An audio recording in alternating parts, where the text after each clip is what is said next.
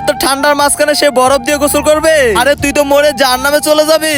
আরে আমার কিছু হবে না, জলপাটা একটা আমাকে ওষুধ দিয়েছে, এটা খেয়ে আমি গোসল করে নেব।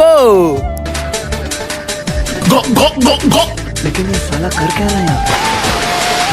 দেখেছ, আমার কিছু হয় নাই।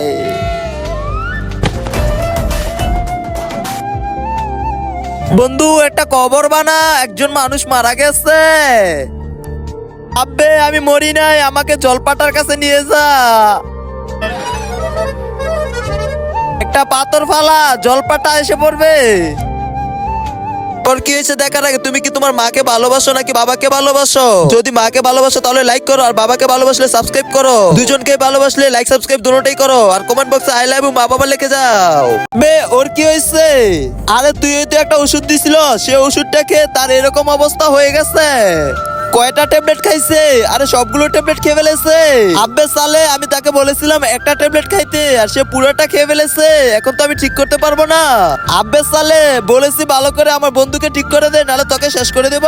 প্লিজ আমাকে মেরো না, তাকে আমি ঠিক করতে পারবো না, একমাত্র ঠিক করতে পারবে আমার বাবা। তোর আব্বুকে নিয়ে আয়, এই নদীতে পাথর ফালাও, তাহলে আমার আব্বু এসে পড়বে।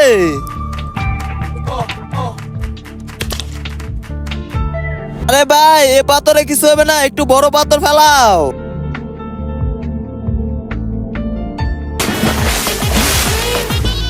আরে ভাই এর থেকে একটু বড় পাথরটা ফালাও না। আরে তর্কে তো এখন এটা ফালাবো, দেখি কি হয়।